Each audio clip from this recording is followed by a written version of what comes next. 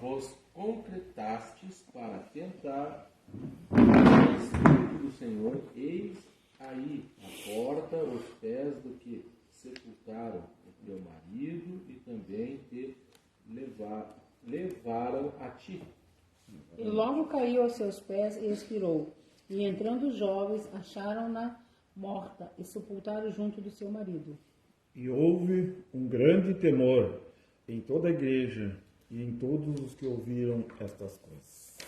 Tu vê a história da Ananias e Safira, né? Isso foi logo depois do derramamento do Espírito Santo, né? Que Pedro pregou nos 3.000 almas, né?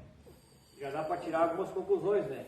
Tu vê, quando vem uma bênção, o diabo tenta atacar alguém para meter o bedelho, usar alguém para incomodar, né? Que nem ali foi logo depois do derramamento do Espírito Santo, Satanás então usou Ananias e Safira ali para encher os corações dele, para mentir, né?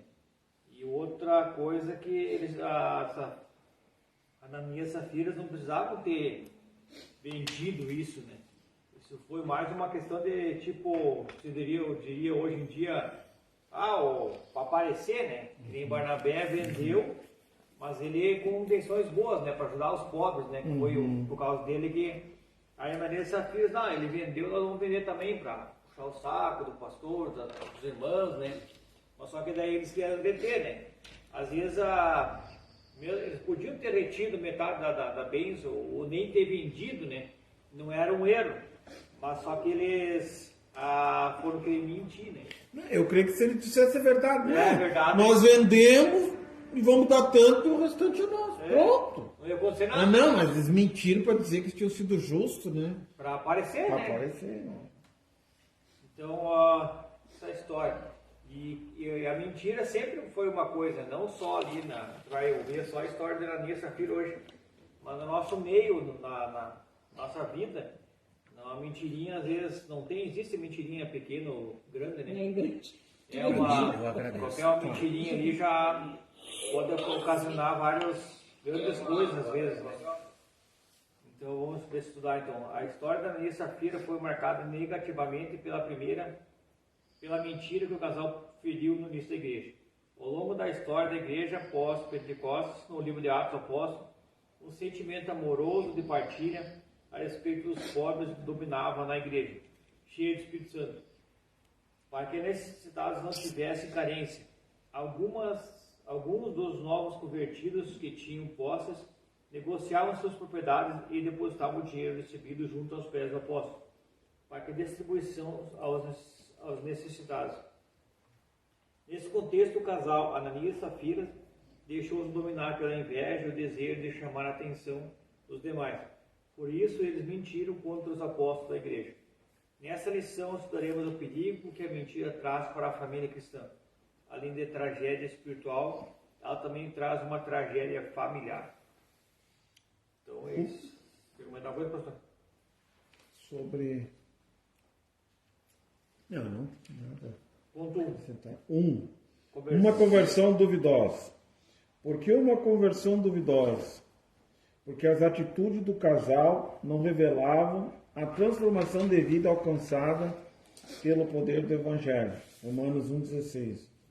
Embora atraídos pela prática da igreja, simpáticos à causa do Evangelho, Ananias e Safira não corresponderam à obra de regeneração do Espírito Santo, ou seja, eles não foram genuinamente transformados.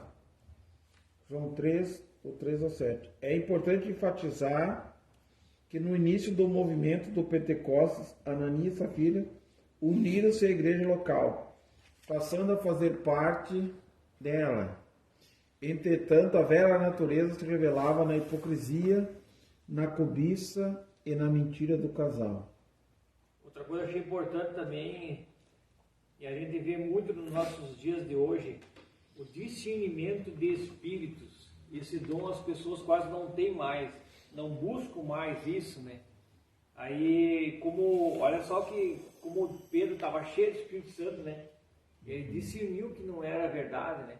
E a gente vê muito hoje, quando a gente olha algum vídeo no YouTube, aqueles coisas realzinhos, né? A gente vê Às vezes a pessoa tá cheia, parece estar cheia de espírito na frente num culto, né? E rodopia e fala em língua, e no fim não é nem o Espírito Santo, né? É o espírito da enganação, o espírito de doutrina falsa, né? Então, nós devemos buscar esse discernimento de espírito, né? Para não cair nisso, né?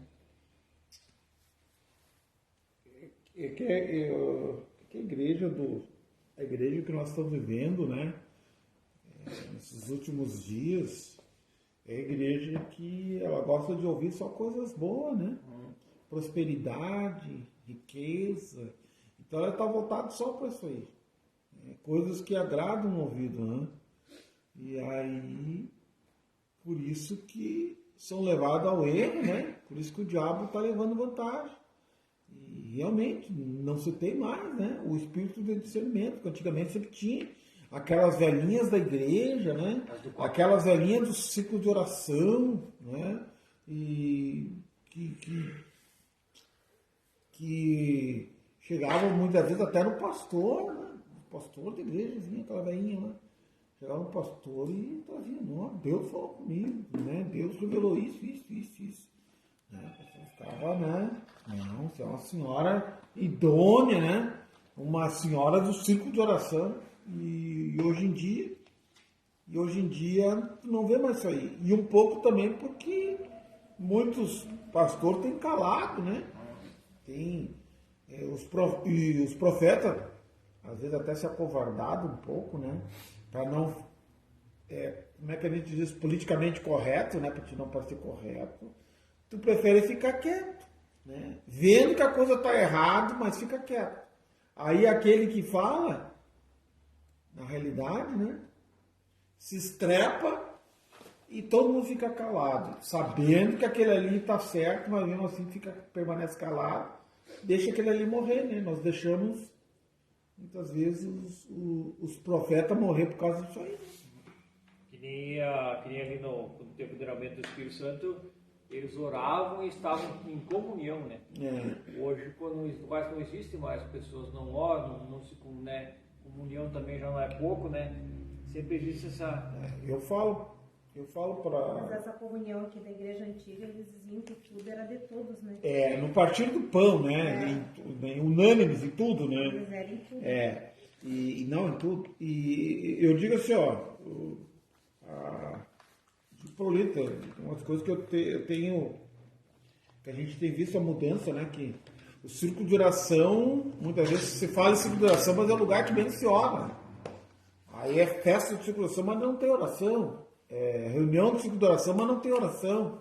Eu tenho muita preocupação por isso, né? Porque antigamente, o círculo de oração, tu reuniu, os moleques tiravam tempo de oração, e hoje em dia já não se tira mais. 5 minutos, 10 de oração e tá todo mundo, né? O mesmo que faça não vem. A maioria já fica sentado, uns já ficam olhando, né? Sim. Então o pessoal não quer mais. Quantas vezes assim, eu digo assim, ó, quantas vezes a gente já começou a orar, às vezes 7 horas, 15 para 7. E o pessoal chega aqui, o que eles fazem? Eles entram aqui, soltam a Bíblia, depois vão sentar lá fora conversar. Não, pois eu estou dizendo a reunião de círculo de oração, não estou falando o antes, estou falando a reunião, né? Tu ter reunião e tu não ter oração. E o nome está escrito ali, círculo de oração. E não se ora. Então, E isso também, a comunhão, né? Uma igreja grande, eles quando acontece aqui, muito, mas às vezes o irmãozinho está lá sofrendo, né? Ninguém vê, ninguém ajuda, não tem discernimento de espírito para... E no Mural do Socorro contou, né? Lá de fora, de longe, foi lá, levou... Dom Pedrito, né? Um de Porto Alegre, que foi lá em Dom Pedrito, né? Imagina, o senhor tem que ter um discernimento, uma voz, um ouvido muito bom para, né, escutar. Hoje as pessoas não escutam mais, hoje não tem mais isso aí. Você, vai lá ajudar o irmãozinho. Mas isso aí não é coisa da minha cabeça, e não acredita, e assim vai, né? Ponto 2, a comunhão na igreja dos Atos. Em Atos dos Apóstolos está claro que uma das características dos primeiros dias da igreja, entre outras coisas, era a comunhão. Os convertidos a Cristo daquele tempo, advindos do grande grupo dos quais 3.000 novos cristãos tinham tudo em comum, pois o Espírito Santo gerou no coração desses cristãos o amor generoso e voluntário, a marca desta igreja era a ajuda mútua, pois seus membros vendiam suas propriedades e depositavam todo o valor arrecadado aos pés dos apóstolos. Esse dinheiro tinha o objetivo de ajudar os mais pobres de Jerusalém. Um exemplo desse espírito na primeira igreja foi um homem chamado Barnabé. Ele vendeu suas terras e entregou todo o dinheiro de forma voluntária para suprir a necessidade dos cristãos carentes. 4, 36, 37. Foi isso que a gente viu agora, né? Comunhão. Mas agora, se tu pensar no dia de hoje, né? Não tem Ele mais disse, isso não aí. precisa- Mas não precisa vencer os outros, né, pastor? Quem de nós ia vender, vamos supor? Não vem. Eu não penso assim, eu vendendo, vamos supor, vender meu terreno. Eu já dei. não consigo Eu, botar não, isso. todo, vamos dizer que tu não desce todo, né? Mas eu já dei dízimo de terreno vendido. Ah, não, isso aí tá E já dei- Dízimo é normal. Eu também já Nós já temos E já dízimo dei de casa, não, de terreno dízimo- vendido, né? Eu também, né? E de carro. Sim, eu Não, também. o dízimo a gente Dízimo, já sim. deu. Mas Mas tem gente que nem o dízimo não dá. tá, mas aqui ele tá dizendo que ele vendeu as terras. Não, ele vendeu, todo deu o dinheiro. tudo. Sim, Ele deu tudo. sim. Hoje em Ele dia, né? entregou tudo que ele Hoje, tinha. Mas hoje em dia O é que nós dízimo, vivemos. o dízimo é normal Normal. pra mim dar. Não é normal, não. É anormal. Não, Eu, assim, pra ó, tô mim é dizendo, normal, eu mas é normal. As poucas pessoas dão, daí Poucos sim. dão. Aí é diferente. Eu, pra mim, é normal, eu dar. Não, normal se todo mundo Mesmo, quer. mesmo sendo logrado e nadão. Ou diz o pitoco, né? Quando escuta. Os outros não dá, é a parte deles, né? Mas eu Não, dou. olha, Daniel, são poucos, olha, eu já vi. Já vi cara ganhar muito dinheiro e ficar bem quieto. Mas o que a Bíblia diz? É voluntário. Dá se tu quer.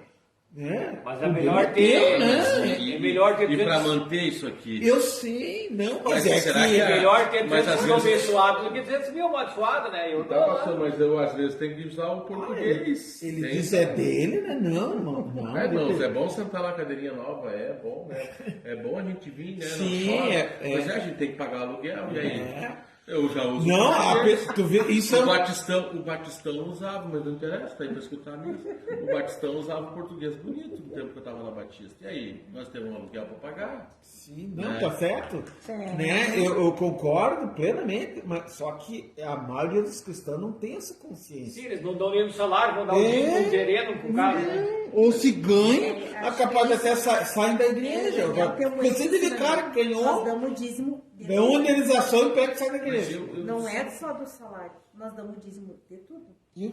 Sim, eu Não sei. é só do Não, salário. eu sei. Se hoje não, eu vender uma casa, se eu vender um terreno, nós demos dízimo de tudo isso. não, eu sei. É porque Não, tem aquela mas coisa, são né, que se tu poucos, ganhar, velho. São poucos. né? Já dei dízimo de rescisão. Sim, eu já pensei, já vi. Agora, eu é a primeira vez que estou ouvindo falar que se dá dízimo de um terreno e de um carro. O senhor falou de um carro, é a primeira vez que eu estou ouvindo. Isso eu nunca aprendi, isso ninguém nunca me falou. Não. Por Tá isso que eu ganhando? sei. Hã? Vamos supor que tu vendeu a tua casa por 200 mil, mas tu pagou 100 mil, tu sobrou, sobrou 80 mil dessa venda, né? Tu pagou o financiamento, tu pagou as coisas que tu devia, sobrou 80 mil limpo. Esses 80 mil tem que dar o dízimo. Assim que eu vendi a casa uma vez, eu dei. Quando eu recebi a herança, eu dei. Se as pessoas querem fazer errado, eu, por exemplo, quero 80 mil, uma coisa abençoada, que é amaldiçoado. Eu dei como, às vezes até como oferta missionária, né? Dei para a África, uma vez dei para a África, dei para... Porque o da rescisão, isso eu aprendi. Não, isso aí é... De tudo. Eu interpretei A tudo. rescisão, a hora Entendeu? extra, Não, isso. hoje em dia o pessoal tá apegado no dinheiro. Nós temos grandes empresários aí que não ajudam a obra. Nós temos cantores, e eu não estou falando só cristão, estou falando cantores que cobram 100, 200 mil e não sustentam a obra missionária. Aquilo tudo é gasto com eles, entendeu? Não, tu não vê o cantor fulano está sustentando uma obra em tal lugar. nem o dízimo do que ele ganha ele está dando. Né? Por isso Um dia por vai isso pra que a Bíblia diz que naquele dia eles vão dizer Senhor, Senhor, e você não vos Sabe por Pastor, que eu você acho tem que, sabe, que fazer um estudo o pessoal acha que não, Mas não bem- acredita bem, nisso. bem especificado. Uma coisa que eu aprendi Assim, gente, agora. eu não, sabia mas eles estão disso. lendo a palavra que está lá, No carro né? Naquele vendido, dia vai haver pessoas carro que a vai gente dizer, não- eu fiz carro a isso, gente né? não tem. Eu fiz aquilo Sim, dentro não da tem. igreja anterior. Carro a gente não tem lucro no Vai carro. dizer essa parte do teu Não, nome, O teu lucro no mas carro. você deu demônio, teu Entendi. nome, eu creio. Então, Quer dizer então que vai ter, né? Mas Tu compra outro, Vai às vezes, ter a tu tradução, compra outro, daí tu não sobra Ah? né? não, Você eu tem que fiz vender assim, mas em teu nome, Eu comprei Senhor, eu livro de expulsei barro. demônio, em teu nome, eu fiz isso em teu nome. eu fiz Cantei, aquilo. profetizei. Sim, eu cantei, profetizei, só que em teu nome, mas era sempre em favor dele, né? Aqui, ó. Daí não se dão Vendo? conta que vão fazer tudo isso. Não, vai grandes dar certo. cantores, né? Grandes cantores. Tu não vê? Mandou 13 ali. Vamos? A inveja. 3. A inveja e a hipocrisia de Ananias e Safira. Quando viram o desprendimento generoso de Barnabé, Ananias e Safira encheram seus corações de inveja. No lugar de agirem de maneira generosa, eles cultivaram um sentimento carnal, tramando um plano para impressionar os apóstolos e a igreja. Atos 5, 1 e 2. O plano era o seguinte: vender uma propriedade e levar o dinheiro como oferta à igreja, para reter uma parte desse valor para eles mesmos e entregar a outra como se fosse o valor completo, viu? Ananias e Safira fingiram dar todo o dinheiro à igreja. É muito triste quando a hipocrisia ou o engano se instalam no coração do homem, mais trágico. Ainda quando essa realidade acontece no seio da família cristã, devemos estar vigilantes. O diabo age para desfazer a unidade do espírito na vida da família. Nós temos que pregar mais sobre isso. Vemos que a mentira e o engano dominaram o coração do casal para tentar ludibriar a igreja e, consequentemente, a liderança apostólica. Pode enganar o pastor, pode enganar os irmãos, mas Deus não engana, né? Não engana. Então, né? Então a gente como nós estávamos conversando ali, se eles quisessem, eles poderiam dar metade. Eles disseram, não, ó, nós vamos ficar com a metade e vamos dar metade. Mas é que eles quiseram fazer um Aparecer, né? se aparecer com E os eles gaúchos. se encheram de inveja porque um O outro já tinha dado. feito. Aí, tipo, eu Vamos quero, fazer igual. quero ser o melhor. Também, que o outro. né? Nós também vamos Quero dar me todo. sentir melhor que o outro. Outra coisa também pode caber aqui que a gente pode falar também é o voto, né? Eu quero vender minha casa lá, e aí além do dízimo eu vou dar 10 mil para a missão, supor. Aí chega na hora, não dá.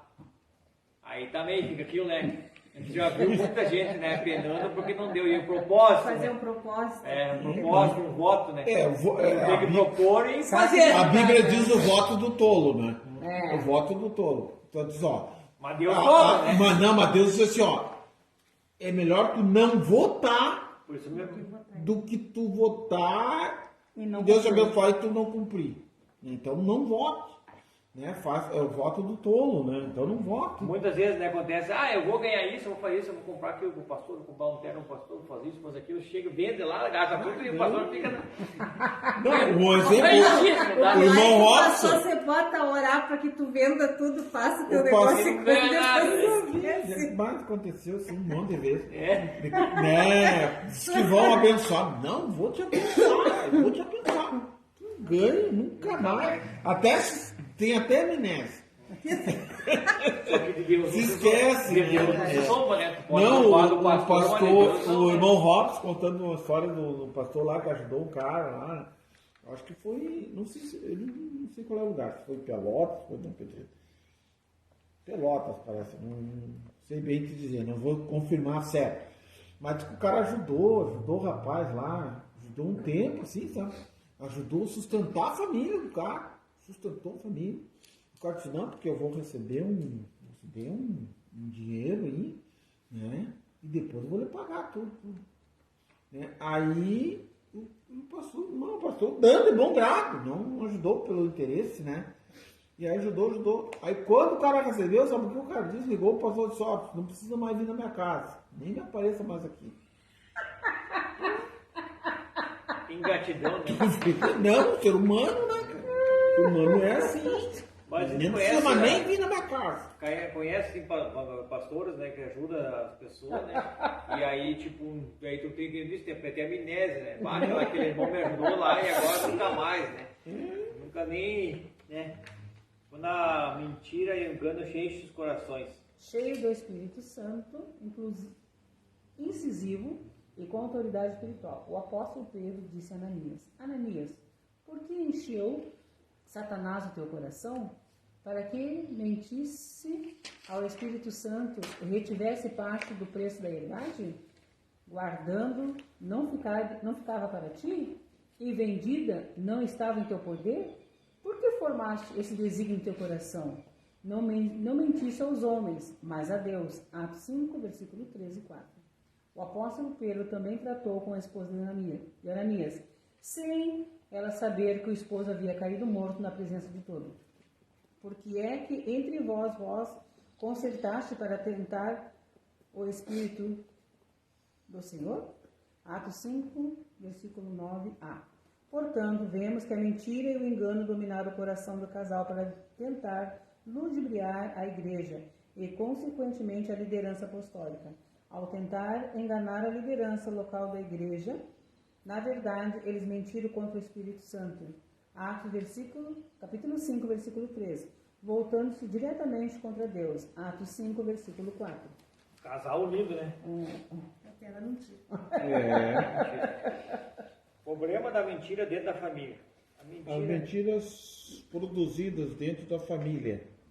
Ananias e Safira imaginaram que poderiam tirar proveito do desconhecimento das pessoas da igreja sobre a artimanha de esconder a verdade sobre a venda da propriedade, mentindo com o objetivo de chamar a atenção para si mesmo. Atos 5:1. Isso fala a respeito de pessoas que se dizem cristãs, mas mantêm velhos hábitos da vida mundana.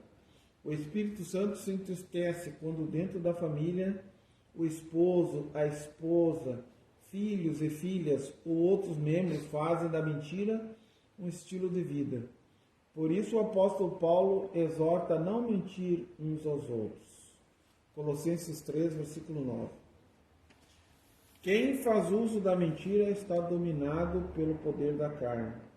Em Gálatas, o apóstolo Paulo escreve que a carne cobiça contra o espírito, e este se opõe à carne, para que não façamos o que ela quer. Ou seja, se espera dos cristãos que crucifiquem a sua carne com suas respectivas paixões. Isto é o vícios da alma. Assim devemos viver dominados pelo Espírito. Gálatas 5, 17, 24 e 25. Toda e qualquer mentira, por mais ingênua que possa parecer, tem uma fonte no diabo, que é seu pai. João 8, 44 e 45. Se ela domina o crente, significa que este não está mais no Espírito, mas na carne. Conforme Romanos 8, 1, versículo 13 e o versículo 14. O uso da mentira revela a escravidão da carne, conjugada com a hipocrisia. A mentira traz consequências sérias para toda a família, né? Tem algum comentário aí? Sobre o pai da mentira, né? Esse daqui de João 8, 44 é os próprios fariseus, né? Dizem, nós somos filhos de Deus, não, né? O Pablo diz, não, o pai de vocês é o diabo. O diabo é o pai da mentira, né? João 8, 44 e 45. Essa aqui é a passagem. Eu uso muito essa passagem com as crianças no dia que é 1º de abril, né? Sim. Que na escola eles têm o costume, né? Sim. No dia da mentira, até Ao agora dia da até mentira. nem, parece que nem tá tanto, né? É, agora Mas tem eu sempre movimento, digo, é. parece que deu uma acalmada. Mas eu sempre digo, o pai da mentira é o diabo e vocês não são filhos dele. Então, para que precisam dar mentira? Eu uso muito essa passagem para as crianças. Protegendo a família da mentira, da hipocrisia. Cuidado contra os defeitos morais no lar. Quando se permite certos defeitos morais, como a prática da mentira, do fingimento e da hipocrisia dentro de um lar, essa família está fadada ao fracasso. Semelhantemente ao que acontece com Ananias e Safira no Antigo Testamento, temos a história de uma família israelita, cujo chefe era Acã, dominado pela cobiça e pela hipocrisia. Ele furtou certo objeto da cidade de Jericó, considerados amaldiçoados, e que por isso Israel não deveria tomar como despojo. Esse pecado de desobediência trouxe maldição para todo o povo. A ira do Senhor descendeu contra Acã e toda a sua família. Então, a história de Acã, né, no Antigo Testamento, né? Então, não foi... Ele só mentiu, né? Mas acarretou no castigo para toda a família. Todo o povo, Acã, né? Ele escondeu, na realidade, né? Escondeu, mentiu, né? Escondeu na tenda dele, né? A tenda da família, foi lá, escondeu uma capa babilônica, né? Era umas coisas lá. E ouros, né? Umas barras de ouro, como despojo para ele. E aí ele, todo o povo. Tem no livro da Auxílio, não sei se alguém leu, tem um testemunho que o escritor fala, de uma igreja. Nossa, eu vi essa parte, eu não vi.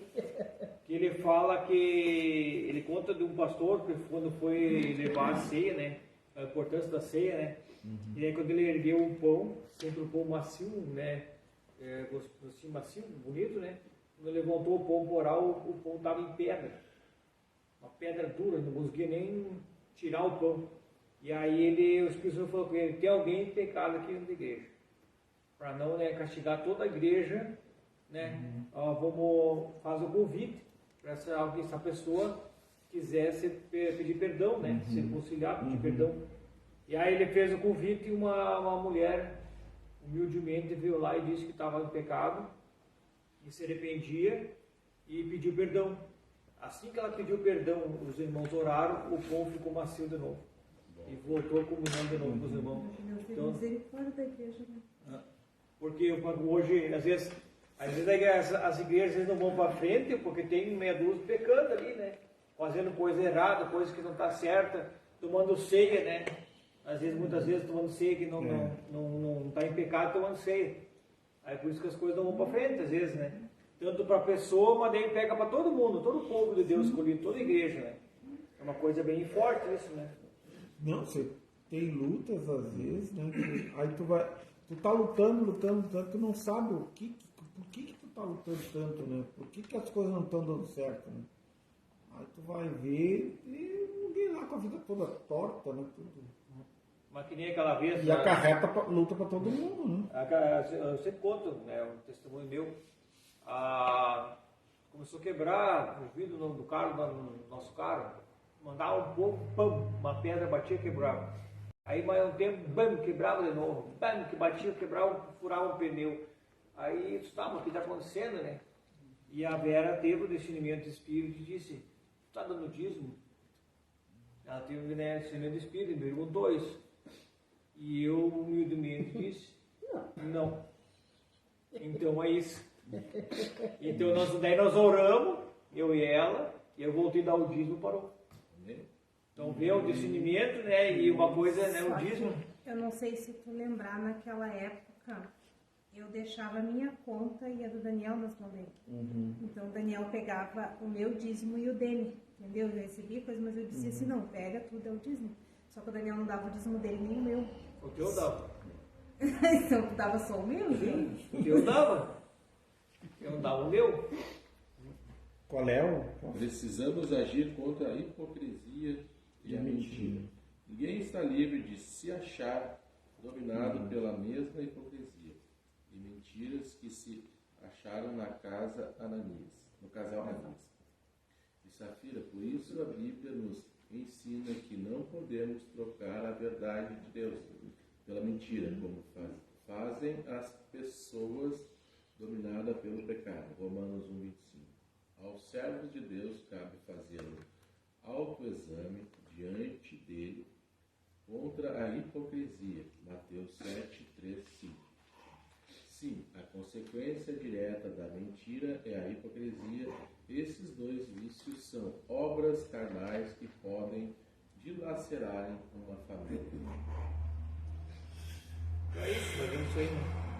Ponto 3. Não deixe o inimigo agir na família. Não deixe o inimigo agir na família. O versículo 3 diz, Ananias, porque encheu Satanás o teu coração e indiscutível que Satanás age ativamente na terra, especialmente contra as famílias da Igreja de Cristo.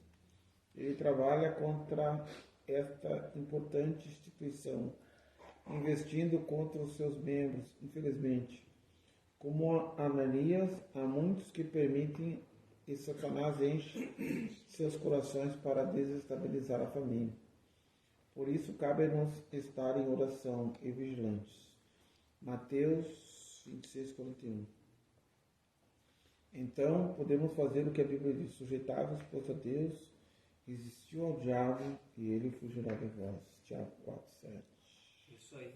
Sujeitar a vós, pois a Deus, resistiu ao diabo e ele fugirá de vós. Nós temos que ter o discernimento, né?